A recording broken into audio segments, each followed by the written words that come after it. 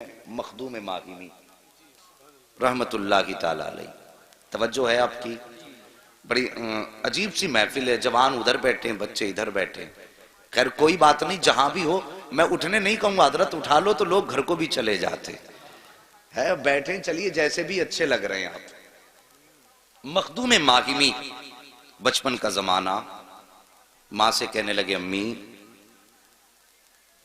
मैं इल्म दीन सीखना चाहता हूं। इतना कहा ना। माँ कहने लगी, बेटे उस वक्त ऐसे मदरसे नहीं थे जैसे आज घर के दरवाजों पे मदरसे। हमें तो इल्म की कदर ही नहीं रह गई। कोई कहता मौलवी, वो कहता ज़कात खोर जा रहा है, कोई तालिब इल्म कहता चंदा खोर जा रहा है। शर्म नहीं आती यार। ये वो जा रहे हैं जिनके कांधे पे मुस्तफ़ा के दीन का बोझ रखा हुआ है। हमें तो इनके कदमों की खाक उठा के चूमनी चाहिए थी, और हमने इन्हें गालियां बकना शुरू कर दी। उलमा फरमाते हैं, बुजुर्गों ने फरमाया, जो उलमा की तौहीन करे वो कुछ और चेक ना करे बल्कि अपना नसब चेक कर ले जा करके। उलमा की वही तौहीन करेगा जिसका नसब अच्छा नहीं होगा। ये याद रखिए। मुझे इसकी परवाह नहीं रहती दोबारा कोई बुलाएगा कि नहीं बुलाएगा, लेकिन मैं चाहता हूं अपनी कौम से कुछ बातें ऐसी कर जाऊं जो वो अमल करें तो शायद कयामत में इतना तो काम आ जाए, कहें कि यार एक आया था मौलवी कुछ बातें बता के गया, यहां काम आ गई है। मेरा अपना मिजाज है। तो कुछ लोग उलमा को गाली देते हैं। आज घर घर मदरसे हैं, लेकिन उस वक्त मदरसा पास में किसी के नहीं था। दूर दूर मदरसे होते थे शहरों में। माँ मैं पढ़ने के लिए जाना चाहता हूं। हमारी माँ बहनें भी बैठी, ये भी सुने। माँ ने कहा, बेटे तुम चले जाओगे तो मेरा काम कौन करेगा? यतीम थे, बाप का साया नहीं था। बेटे तुम चले जाओगे तो हमारे पास कौन रहेगा? कहते हैं, मां मैं इल्म के बगैर नहीं रह सकता। मां ने कहा, बेटे अगर तू इल्म के बगैर नहीं रह सकता तो मैं तेरे बगैर नहीं रह सकती। अल्लाह अकबर। मां ने जब इतना कहा ना तो मां के फर्मा बरदार थे, आज की तरह नाफरमान नहीं थे। मां कहती है, बेटे टाइम से घर आया कर, चौराहों पे घंटों घंटों क्यों खड़ा रहता है? कहता है, मुंह बंद करके सो जाया कर, तुझे नींद नहीं आती तो मैं क्या करूं? तू कौन होती है मेरी जिंदगी में पाबंदियां लगाने वाली? यार हमें सोचना चाहिए हम किसके बारे में बोल रहे हैं। अल्लाह अकबर। ये वो है, अल्लाह की कसम, अगर ये हमें कलमा ना सिखाती तो न जाने किस उम्र में जाके कलमा याद होता। उस मां के बारे में ऐसे बोलते हैं कि मुंह बंद रखा कर, तुझे फिक्र करने की जरूरत क्या, मैं कोई बच्चा हूं? और तुझे पता नहीं है जिस दिन ये चले गए तो तुझे रोने के सिवा कुछ नहीं मिलने वाला। ये याद रखना, माँ बाप चले गए तो फिर कुछ नहीं मिलने वाला। हर दरवाजे पे जाओगे सब कुछ मिलेगा, माँ का चेहरा नहीं मिलेगा। आज इनकी कदर कर लो। माँ ने कहा, बेटे मैं तेरे बगैर नहीं रह सकती। कहने लगे, माँ इल्म के बगैर मैं नहीं रह सकता। माँ ने कहा, नहीं बेटे जाएगा नहीं। जैसे इतनी बात माँ ने कही ना, जाएगा नहीं, तो रोने लगे। अल्लाह अकबर। माँ के आंचल से लिपट के रोए, माँ मैं तेरे पास रहूंगा। लेकिन इल्म का इश्क था इनको, शौक था, बगैर इल्म के जिंदगी मुश्किल थी। एक दिन रोते रोते दरिया के किनारे चले गए। कौन सा दरिया? वही समंदर जो साहिल समंदर के किनारे पे टहलने लगे। टहलते रहे, आंसू बहाते रहे। अचानक अचानक अचानक बड़ा नूरानी चेहरा, जिसको दुनिया हजरत खिज़र अलैहिस्सलाम के नाम से जानती है, जैसे वो चेहरा निगाहों के सामने आया, अल्लाह अकबर। चेहरा देख के मुस्कुराए, कहा, बच्चे क्यों रो रहे हो? कहने लगा, हजरत मुझे बस मेरे अपने मामले पे रोना आ रहा है। कहा, बेटे बता तो सही। हजरत मखदूम माहिमी ने कहा था, सरकार ये मेरा मामला है, आप जाइए। अल्लाह अकबर। मगर वो खिज़र थे, आए ही इन्हीं के लिए थे। कहते हैं, बेटे पता परेशानी क्या है? कहते हैं, हजरत मैं पढ़ना चाहता हूँ, माँ जाने की इजाजत नहीं देती है, मैं माँ का दिल तोड़ के नहीं जाना चाहता। हजरत खिज़र फरमाते हैं, बेटे बात ये है, अगर तुम जाने की इजाजत तुमको नहीं मिली है तो मैं तुमसे वादा करता हूं, रोज यहीं आया करना, मैं तुम्हें पढ़ा के जाया करूंगा।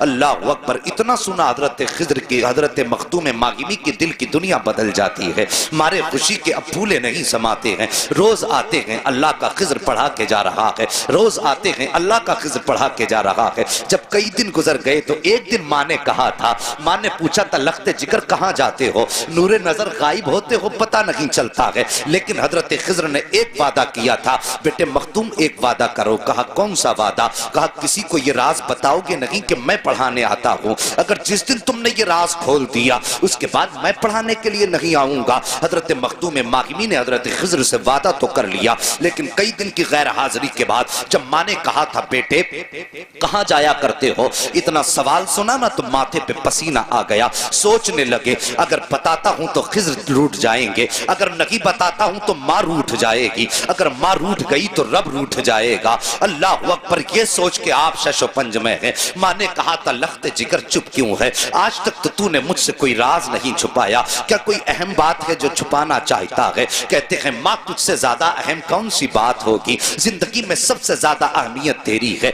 माँ ने कहा बेटे फिर बता तो सही कहाँ जाता है? हजरत मखदूम मागिमी की आंखों में आंसू भर आए। उधर खिज़र की जुदाई, उधर तालीम से दूरी का जब मंजर सामने आया, आंख में आंसू आए। कहने लगे माँ आज तूने पूछा है तो बताता हूँ, मैं कहीं और नहीं जाता। दरिया के किनारे एक शख्स आता है जो मुझे इल्म दीन पढ़ा के जाया करता है। माँ ने इतना सुना बेटे की पेशानी चूमी और चूम के कहा था बेटे आज के बाद मैं तुझे रोकूंगी नहीं, रोज तालीम हासिल करने के लिए जाना। इतना सुना चीख निकली मखदूम मागिमी की। कहते हैं माँ जिस खजाने के लिए जाता था अब वो खजाना मेरे हाथों से जा चुका है। माँ ने कहा था बेटे क्या कोई पढ़ाने वाला रूठ गया है या कोई गलती तुझसे हो गई है? कहते हैं माँ तुझे कैसे बताऊं, जब मुझे पढ़ाने आता था उसने वादा किया था कि अगर ये राज किसी को नहीं बताओगे तो रोज पढ़ाने आया करेंगे, जिस दिन बता दोगे उसके बाद पढ़ाने नहीं आएंगे। ए माँ आज ये राज तुझसे बयान कर दिया है। माँ आज मुझे पढ़ाने वाला नहीं आएगा,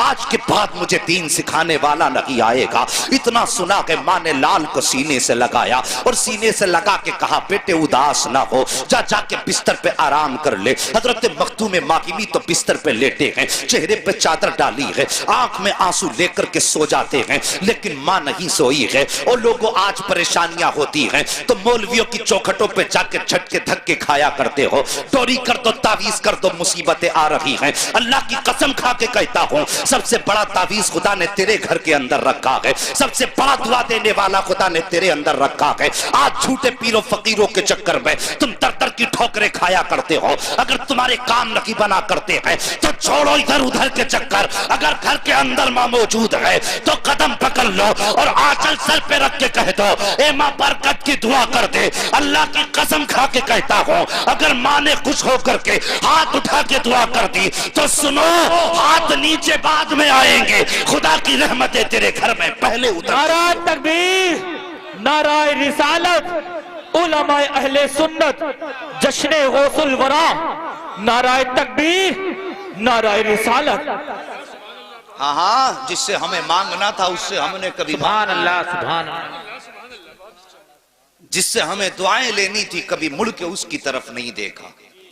ये दुनिया बड़ी बेवफा है, इतनी बेवफा दुनिया। अल्लाह अकबर, जिस माँ ने 9 माह तक पेट के अंदर रख के पाला, 2 साल तक अपने सीने का खून पिलाया दूध की शक्ल में, और जब तेरे बाजू में ताकत आ गई तू कमाने धमाने लग गया, तेरी शादी हो गई तो बस एक रात की दुल्हन ने तेरा रुख ही बदल के रख दिया। क्या ये घर घर की कहानी नहीं है? आज फोन आते हैं बूढ़ों के, कहते हैं हजरत दुआ करना बच्चे घर से निकाल रहे हैं। यार कलेजा टुकड़े टुकड़े होता है, क्या करें हम, किस किस को संभालें?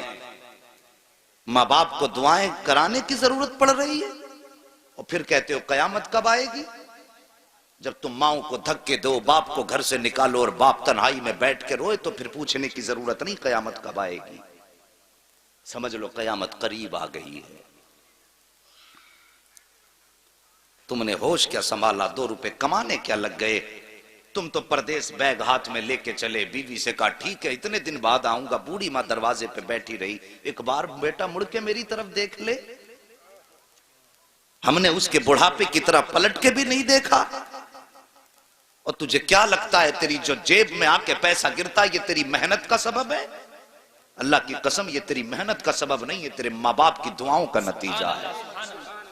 और जाते जाते तूने जिन्हें सलाम तक ना किया, ये उनकी दुआओं का फल है जो आज तू अपनी जिंदगी में दौलत की शक्ल में देख रहा है। और कभी घर से जाते वक्त मुड़ के एक बार बूढ़ी माँ को भी देख लिया कर। परदेश से आया करे डायरेक्ट, बीवी बच्चों में तो तुझे रहना ही है। वो माँ जो रात और दिन ये नहीं सोच के नहीं सोती, पता नहीं बेटा किस हाल में होगा। मैंने एक साहब को बयान करते सुना, वो अपनी कहानी बता रहे थे। कहने लगे हजरत मैं परदेश में था, तबीयत खराब हुई, दूसरे मुल्क में था। जब मैं वापस आया मेरी माँ ने मुझसे कहा बेटे इतने महीने पहले बता तेरी तबीयत खराब हुई थी। गौर करो, माँ ने कहा बेटे इतने महीने पहले तेरी तबीयत खराब हुई थी। बेटा कहने लगा हाँ माँ तुझे कैसे पता। कहने लगे बेटे मेरा दिल नहीं लग रहा था, मुझे ऐसा लगा जैसे मेरा बेटा परेशानी में है। यार अल्लाह ने माँ के दिल को तुझसे इतना करीब किया कि तू 7 समंदर पार, तेरे पेट में दर्द हो तो माँ का दिल बेचैन हो जाता है। फिर तुझे एक बार भी उस माँ की याद नहीं आती? तू परदेश जाए तो उस माँ की जबान नहीं सूखती तेरे हक में दुआ करते करते। बीवी बच्चे तो ये सोच के सो जाते हैं अब 8 दिन बाद आएगा तो इतना पैसा लाएगा, लेकिन माँ जब लेटती है कहती है अल्लाह मेरी खैर है, मेरे बेटे को सलामत रखना। आज हम उन माओं से दुआएं नहीं लेते। अल्लाह अकबर, तवज्जो है आपकी? अल्लाह आपको सलामत रखे। मैं अर्ज कर रहा था हजरत मखदूम माहिमी बिस्तर पे लेट गए, मुंह पे यूं चादर डाली और लेटे।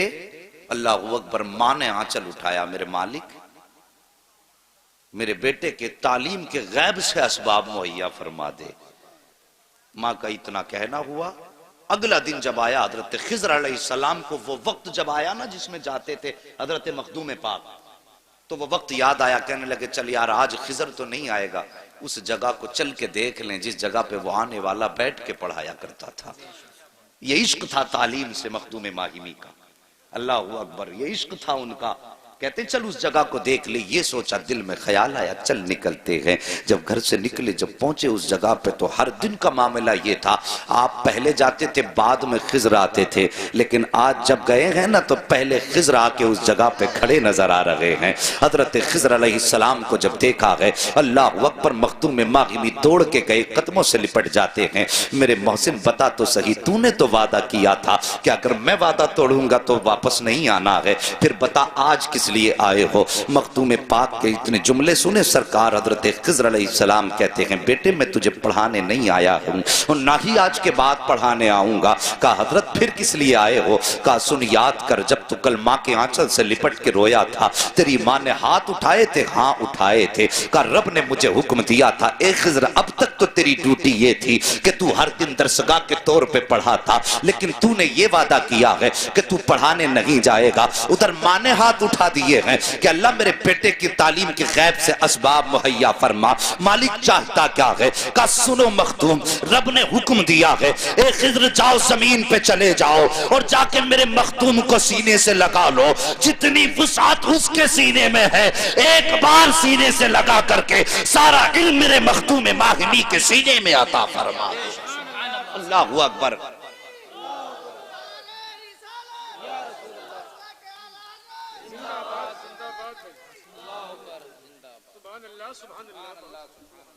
ओ लोगो, मैंने कहा था रब पहले इल्म देता है फिर विलायत का ताज देता है, और इल्म विलायत की पहली सीढ़ी। हाँ हाँ, तुमने बाल लंबे कर लिए कमर तक, उसको विलायत की डिग्री समझ के लोगों को समझाने लगे हम वली हो गए। 10-10 हाथों में अंगूठियां, ये काय की? कहा ये उसकी है, ये कमाई की है, ये लड़ाई की है, ये बुझाई की है, ये रख देता हूं जिन भाग जाता, ये रख देता हूं आफतें टल जाती। वाह जी, ऐसा लगता है कि पूरी दुनिया का इलाज साथ लिए घूम रहा है। और हमारी कौम ऐसे लोगों के धोखे में आ जाती है। और मेरे भाई, अगर कोई भी आके कहे मैं वली हूं तो पहले उससे पूछ, बता तेरा रिश्ता मदीने वाले से कैसा है? सच बता, पहले देखो बाल उसकी सुन्नत के खिलाफ तो नहीं है,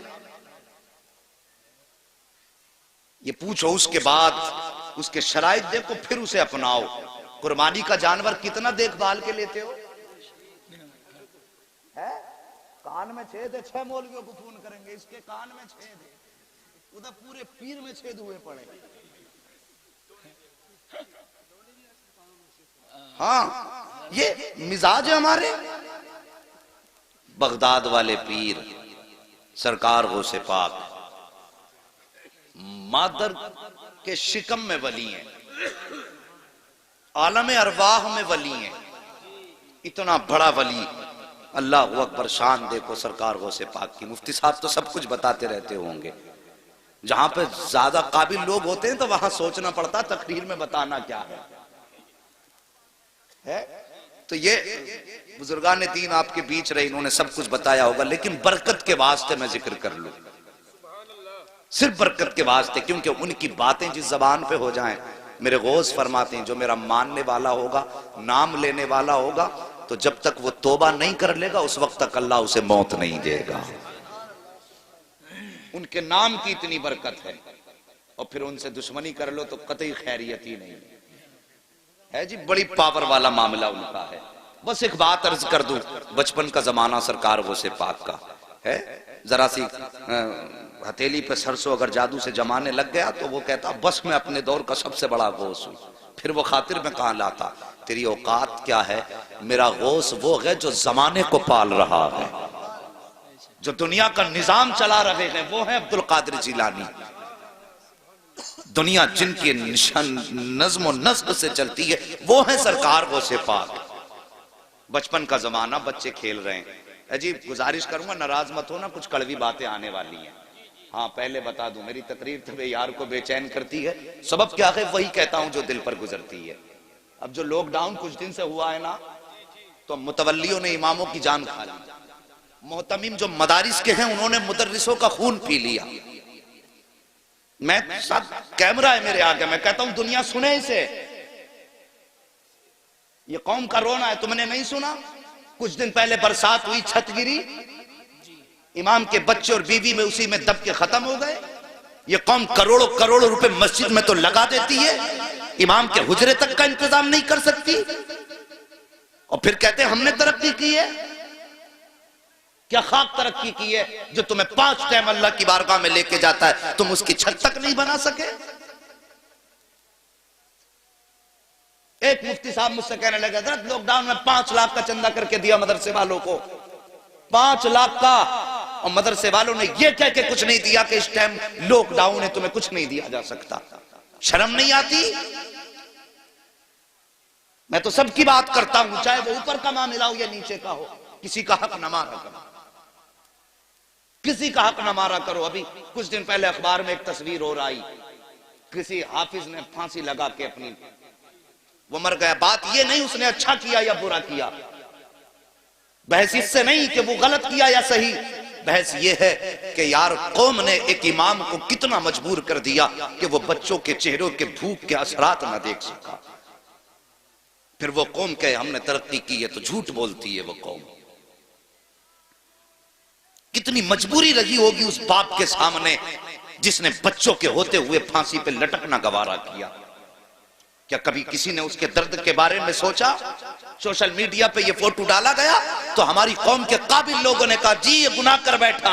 अबे मौलवी ये सबको पता गुनाह कर बैठा, लेकिन सोच तो सकी वो क्या वजह है जिसने फांसी तक पहुंचाया है। क्या ये कौम का जुल्म नहीं है? क्या ये अपनों का जुल्म नहीं है? मैं कहता हूं अगर एक पड़ोसी ने भी अपने घर का एक वक्त का खाना उठा के उसके बच्चों को खिलाया होता तो वो फांसी ना लगाता। अगर उम्मत मुस्लिमा ने पड़ोसी का हक समझा होता तो वो मौत को सीने से ना लगाता। हाँ उसने गलत किया है, लेकिन उससे ज्यादा गलत तुमने किया है कि तुम पेट भर के सोते रहे और एक कलमा पढ़ने वाला भूखे बच्चों के सामने जिंदा न रह सका। कोई तो मजबूरी रखी होगी यार। तुम कहते हो वो गलत है, लेकिन मैं कहता हूं वो जितना बड़ा गलत है उससे ज्यादा तुम गलत हो। मेरे नबी फरमाते हैं कि जिसका पड़ोसी भूखा सो जाए और वो पेट भर के सो जाए, आका फरमाते हैं वो आजी भी हो सकता है, नमाजी भी हो सकता है, वो सब कुछ हो सकता है, लेकिन मुस्तफा का नहीं हो सकता।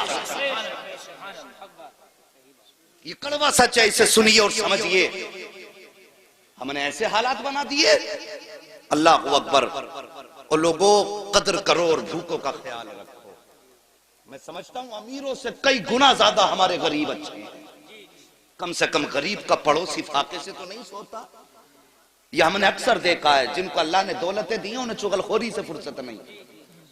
दिन भर यही कहते हैं, वो मेरी दौलत को देख के चल रहा, वो मेरी गाड़ी को देख के चल रहा, मुझे इसे देख के चल रहा। जब पेट भरा होता है तब आदमी चुगली करता है, और जब भूखा होता है तो फिर उसे बच्चों के लिए कमाने की फिक्र होती है। भूख की फिक्र, वो सॉरी चुगली की फिक्र नहीं होती, सिर्फ भूख की फिक्र होती है। जब आदमी पेट भर के खा लेता है ना, फिर दुनिया भर की पंचायतें लेके बैठता है।